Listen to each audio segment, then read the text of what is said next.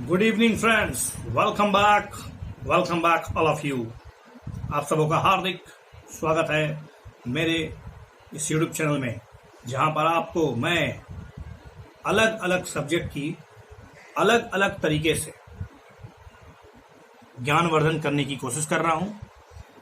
और आज का वीडियो हिस्ट्री से जुड़ा होगा।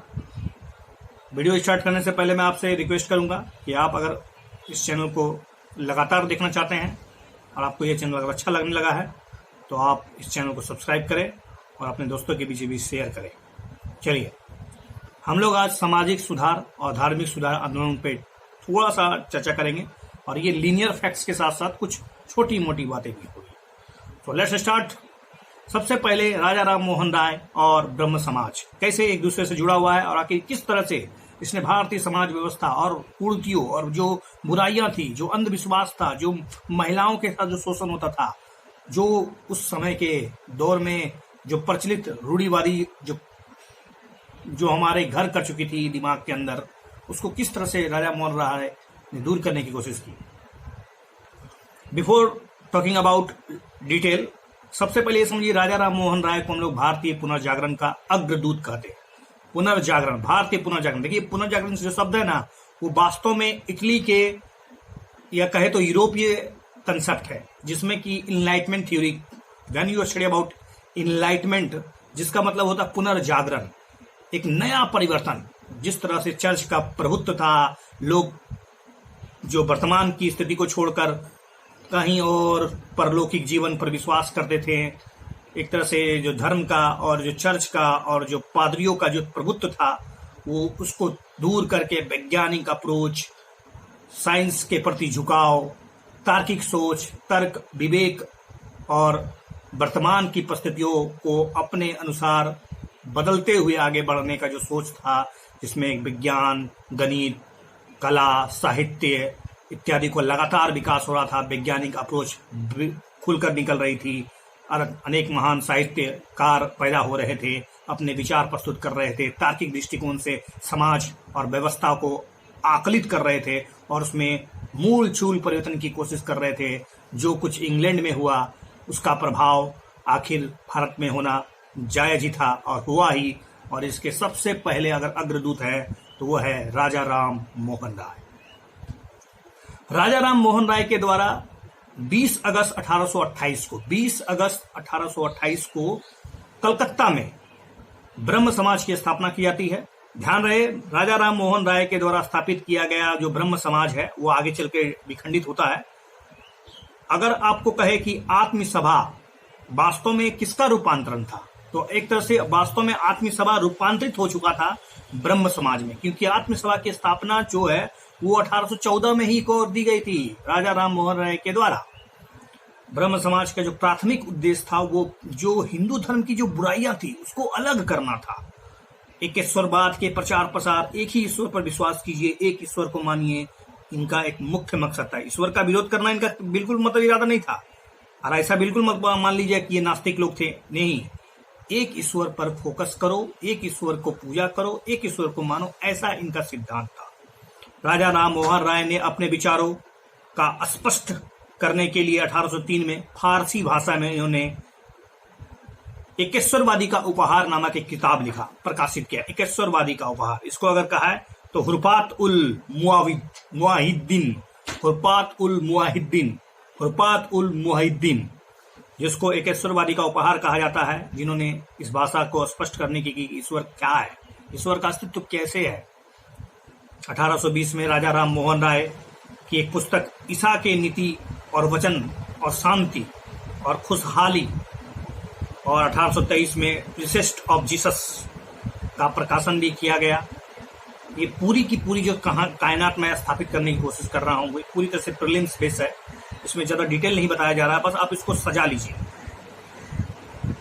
राजा राम मोहन राय ने 1817 में हिंदू कॉलेज और 1885 में, माफ कीजिएगा 1825 में वेदांत कॉलेज की स्थापना की। अच्छा ठीक है, 1815 में अगर कहा जाए तो उन्होंने सबसे पहले आपको बता देते हैं कि आत्म सभा, उसके बाद कलकत्ता में राजा राम मोहन राय 1828 में ब्रह्म समाज, और फिर जाके 1817 में हिंदू कॉलेज, 1825 में वेदांत कॉलेज की स्थापना की।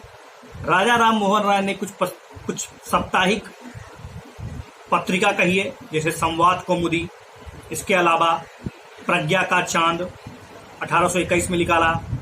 संवाद कौमुदी किसी भारतीय द्वारा प्रकाशित प्रथम भारतीय समाचार पत्र था। संवाद कौमुदी किसी भी भारतीय द्वारा निकाला गया पहला समाचार पत्र था, ठीक है। जबकि फारसी साप्ताहिक मिरातुल अखबार जो 1822 में शुरू हुआ था, राष्ट्रीय और अंतर्राष्ट्रीय समस्याएं इसमें प्रकाशित होती थी, ठीक है। राष्ट्रीय और अंतर्राष्ट्रीय घटनाओं पर जिक्र होता था मिरातुल अखबार पर। राजा राम मोहन राय के मृत्यु के बाद ब्रह्म समाज का नेतृत्व किसने किया? तो द्वारिकानाथ टैगोर के द्वारा। ये द्वारिकानाथ टैगोर के द्वारा, जो कि आपको पता होगा रविन्द्रनाथ टैगोर के पिता भी हैं। जी हाँ, ये देवेंद्रनाथ टैगोर जो थे, जिन्होंने आखिर आगे चल के ब्रह्म समाज को प्रकाशित किया, फैलाया, आगे बढ़ाया, बागडोर संभाली, वो कौन थे? ये रविन्द्रनाथ टैगोर के पिताजी थे। देवेंद्रनाथ टैगोर ने 1839 में तत्वबोधिनी सभा की स्थापना की। तत्वबोधिनी सभा किससे जुड़ा हुआ है? तो आप समझ लीजिए ये देवेंद्रनाथ टैगोर से जुड़ा हुआ है। केशव चंद्र सेन जो 1858 ईस्वी में ब्रह्म समाज में शामिल हुए थे, उन्होंने सत्संग सभा और भारतीय सुधार समाज, नव विधान समाज और ब्रह्म प्रतिनिधित्व सभा आदि की स्थापना की। तो याद रखिए, देवेंद्रनाथ टैगोर ने केशव चंद्र को ब्रह्म समाज का आचार्य नियुक्त किया और आगे चलकर देवेंद्रनाथ टैगोर के बीच मतभेद उत्पन्न हो गया, पर केशव चंद्र अपने संगठन को अलग कर लेते हैं। देवेंद्रनाथ टैगोर ने आदि ब्रह्म समाज की स्थापना की।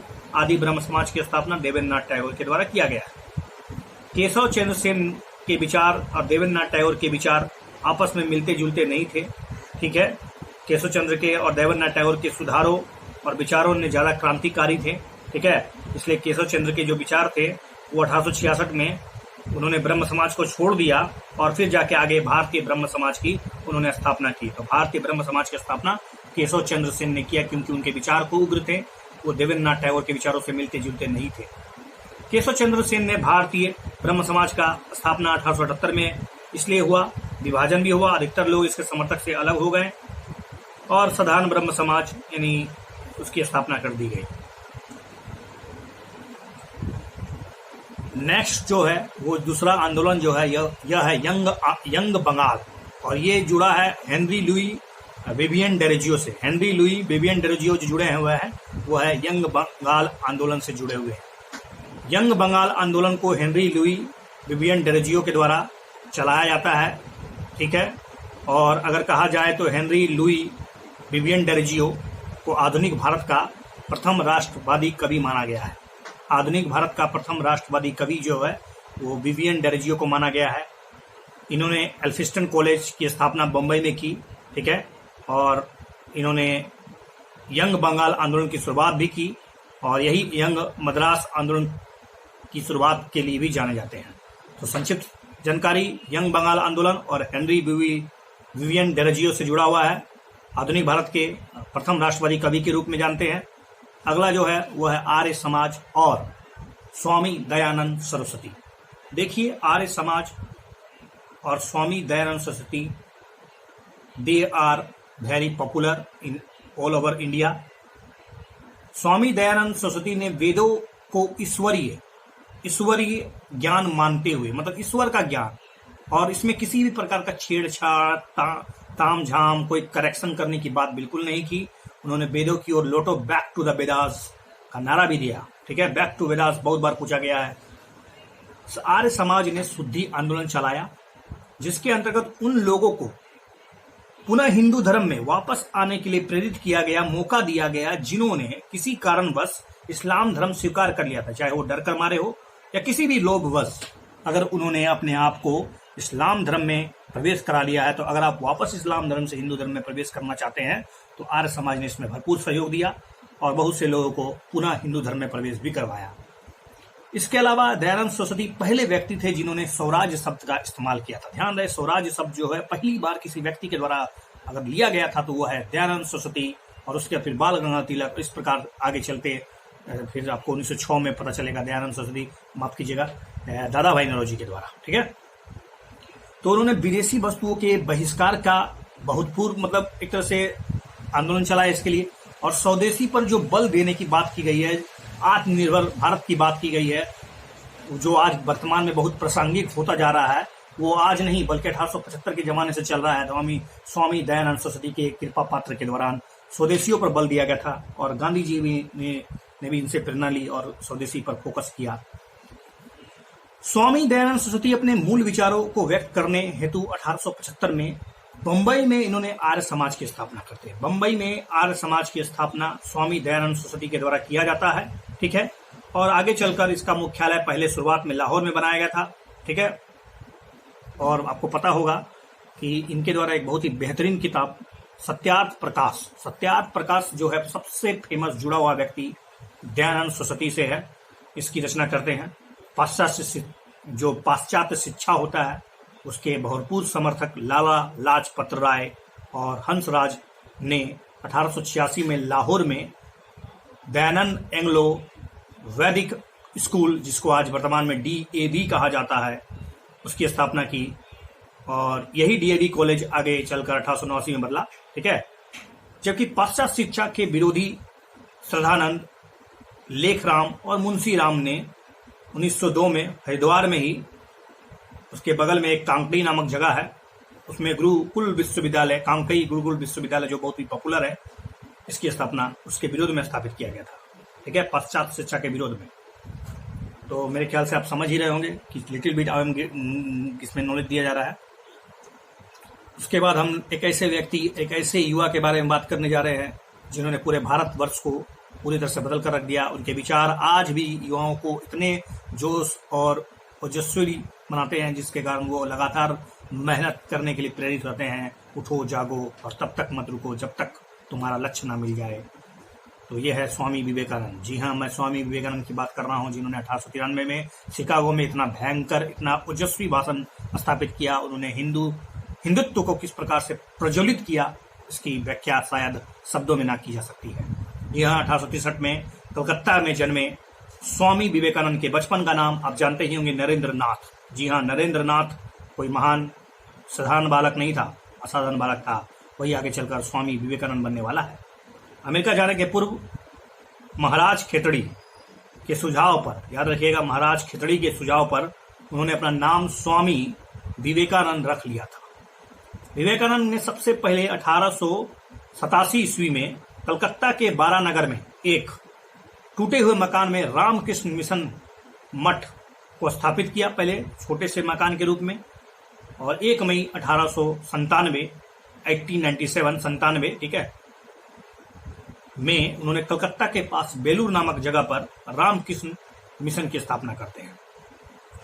1893 में विवेकानंद ने स्वयं के प्रयत्नों से अमेरिका के शिकागो नगर में आयोजित सर्वधर्म सम्मेलन, उसमें वो भाग लेने गए और इनके प्रथम भाषण ने ही सभी को इतना प्रभावित किया कि आज करोड़ों लोग इस भाषण को सीखकर इसको कॉपी करने की कोशिश करते हैं। ओके, शिकागो में विवेकानंद ने वेदांत समाज की स्थापना की। ध्यान रहे, वेदांत समाज भारत में नहीं बल्कि शिकागो में स्थापित किया गया था। विवेकानंद की शिष्या सिस्टर निवेदिता ने हिंदू धर्म को उनके अंधविश्वासों और दुर्बलताओं से बचाने और उनमें गौरव और आत्मविश्वास पैदा करने के लिए विवेकानंद के प्रयासों को उग्र हिंदू धर्म की संज्ञा दी। क्या यह सही है कि क्या विवेकानंद उग्र हिंदू धर्म स्थापित करना चाहते थे? क्या वो किसी विशेष धर्म के प्रोकार थे? क्या उन्होंने हिंदू धर्म के अलावा किसी और धर्म के बारे में कभी उन्होंने सोचा नहीं? क्या उन्होंने भारत की उस समय जो तत्कालीन स्थिति थी उस पर कोई भी गौर नहीं किया? समाज व्यवस्था में जो कुरीतियां थी, अंधविश्वास थे, जो जिस तरह से समाज का ताना बाना था, उसमें कितना उन्होंने बेहतरीन लिखा है, आप इसे पढ़िए। जैसा कि आपको एक छोटा सा उदाहरण कि मंदिर के किनारे, सड़क के किनारे, पार्क के किनारे जिस प्रकार की गंदगियां फैल रही है, ये स्वच्छ भारत का कभी निशान नहीं हो सकता है। उन्होंने उस समय गंदगी और अस्वच्छता पर अपने विचार प्रकट किए थे। उसी प्रकार गरीबों की स्थिति, अनाथों की स्थिति पर उन्होंने यही लिखा कि ये जो अमीर शिक्षित लोग जो बड़े पढ़े लिखे होते हैं, इन्होंने अपनी शिक्षा से बिल्कुल ये नहीं सीख पाए कि ये जो पढ़ लिख कर जो बड़े हो गए हैं, जो धनवान हो गए हैं और गरीबों के धन पर जो जी रहे हैं वो सबसे बड़े एक अपराध है, देशद्रोह है। और उन्होंने धर्म के बारे में बहुत ही कटाक्ष किया है कि हमारा धर्म इतना संकीर्ण हो गया है कि हमारा जो धर्म जो है हमें मत छुओ की एक कंसेप्ट पे चल रहा है कि हमें मत छुओ, don't touch me because if you touch me, अगर आप मुझे छुएंगे तो मैं अछूत हो जाऊंगा, हमारा पर्व, हमारा त्यौहार, हमारा ईश्वर हमसे नाखुश हो जाएगा। क्या हमारा धर्म इतना संकीर्ण हो सकता है कि वो बर्तन या छोटे से मतलब एक तरह से हमारे रसोई घर में सीमित हो जाए? सोचिए जरा इस पर। महिलाओं की स्थिति, अंधविश्वास इत्यादि पर उन्होंने बेहतरीन खंडन किया है। उसके बाद हम लोग पढ़ रहे हैं प्रार्थना समाज। प्रार्थना समाज की स्थापना 1867 में महाराष्ट्र के केशव चंद्र सेन की प्रेरणा से हुई थी। 1867 में महाराष्ट्र में केशव चंद्र के सहयोग से प्रार्थना समाज की स्थापना की जाती है। इसके और भी प्रमुख नेता थे जैसे गोविंद रानाडे, इसके अलावा आत्माराम पांडुरंग, चंदावरकर इत्यादि थे। गोविंद रानाडे ने महाराष्ट्र में विडो रीमैरिज एसोसिएशन, महाराष्ट्र में विडो रीमेज, ठीक है, विडो रीमैरिज होता है जो फिर से विधवा पुनर्विवाह कहिए, उसकी स्थापना की तो गोविंद रानाडे थे। इन्हीं के प्रयत्नों से दक्कन में एक एजुकेशन सोसाइटी की स्थापना होती है, Deccan education society that is establish by Ranade, ठीक है, गोविंद रानाडे के द्वारा। रानाडे के ही शिष्य थे गोपाल कृष्ण गोखले, जिन्होंने सर्वेंट ऑफ इंडिया सोसाइटी की स्थापना की। और ये सर्वेंट ऑफ इंडिया सोसाइटी के जो संस्थापक थे गोपाल कृष्ण गोखले, ये फिर आगे चलकर महात्मा गांधी के राजनीतिक गुरु कहलाते हैं। नेक्स्ट जो टॉपिक है वो है थियोसॉफिकल सोसाइटी। थियोसॉफिकल सोसाइटी जिसकी स्थापना 1875 में एक रूसी महिला जिसका नाम था HP ब्लावत्स्की और इंग्लैंड के एक भूतपूर्व सैनिक थे, उनका नाम था HS ऑलकॉट, जिन्होंने इसकी स्थापना की। थियोसॉफिकल सोसाइटी की स्थापना अमेरिका में 1875 में किया गया था। बाद में अगर आप भारत से इसको जोड़िएगा तो भारत में इस सोसाइटी की स्थापना वो 1882 में महाराष्ट्र के निकट आडियार नामक स्थान पर किया गया। कर्नल ऑलकॉट की मृत्यु हो गई और उसके बाद उनकी जो मृत्यु हुई तो एनी बेसेंट इसकी अध्यक्षता बनी, मतलब इसका अध्यक्षशिप इसको मिला और फिर आंदोलन को काफी लोकप्रियता मिली। 1893 में एनी बेसेंट आयरिश महिला थी, ये भारत में आकर थियोसॉफिकल आंदोलन को एक तरह से गति प्रदान करती है, उसको नेतृत्व देती है। एनी बेसेंट ने भारतीयों में आत्मसम्मान और गौरवमयी अतीत, जो हमारा गौरवमयी अतीत था जिसका व्याख्या भी हमारे देश के राष्ट्र अध्यक्ष और हमारे देश के प्रधानमंत्री, वर्तमान प्रधानमंत्री honourable prime minister Narendra Modi ji द्वारा गौरवमयी जो इतिहास था, जो अतीत था, उसका जो व्याख्या जिस तरह से राष्ट्रवाद को बढ़ावा देने के लिए, आत्मनिर्भर बनने के लिए प्रेरित किया जा रहा है, ये जो आत्मनिर्भर की बात है वो एक आयरिश महिला के द्वारा भारत में जो आत्मीय गौरव था, जो अतीत था हमारा, उसको जीवित करने के लिए, उसको जागृत करने के लिए प्रबल, मतलब अगर दावेदार कहा जाए तो एनी बेसेंट है। एनी बेसेंट ने बनारस में सेंट्रल हिंदू कॉलेज की स्थापना की। Banaras central Hindu university, you know about that, जो आज वर्तमान में 1916 में जिसको मदन मोहन मालवीय या BHU भी कहते हैं, यानी बनारस हिंदू यूनिवर्सिटी। वह भारतीय राष्ट्र कांग्रेस की पहली महिला अध्यक्ष बनी। आपको पता होगा भारतीय राष्ट्र कांग्रेस के कई अध्यक्ष होते हैं, उनमें से अगर प्रथम महिला अध्यक्ष जो कि विदेशी महिला अध्यक्ष है तो वो है, या शॉर्ट में कहें तो प्रथम महिला अध्यक्ष के रूप में इसको सुशोभित किया गया। आगे चलकर भारतीय महिला अगर कहा जाए तो वह सरोजिनी नायडू बनी। जी हाँ, आप आगे इसके बारे में लिख सकते हैं। उसके बाद हम लोग पढ़ेंगे वहाबी आंदोलन। देखिए, वहाबी आंदोलन के प्रेरणा या कहे तो प्रणेता उत्तर प्रदेश के एक रायबरेली, जो कि बहुत ही फेमस जगह है, आप जानते हैं रायबरेली से कौन चुनाव लड़ता है, और जो इसके सैयद अहमद थे, वहाबी आंदोलन के प्रणेता सैयद अहमद। जी हाँ, सैयद अहमद कुछ समय तक इन्होंने क्या किया कि सेना में सिपाही भी रहे थे ये। बाद में अब्दुल वहाब द्वारा इसको चलाया गया, वहाबी संप्रदाय को प्रोत्साहित करने के लिए बहुत लोकप्रिय बनाया गया और एक तरह से कहीं ना कहीं ये सांप्रदायिकता से जुड़ा हुआ मामला बन गया। उसके बाद फिर अलीगढ़ आंदोलन, इसमें भी कहीं ना कहीं मुस्लिमों के सुधार में सर सैयद अहमद खान के द्वारा अनेक कदम उठाए गए। उसमें एक अलीगढ़ में एंग्लो ओरिएंटल कॉलेज की स्थापना जो कि मई 1875 में किया गया, जो आगे चलकर अलीगढ़ मुस्लिम विश्वविद्यालय जो 1920 में कहलाया और अलीगढ़ आंदोलन का केंद्र बिंदु बन गया।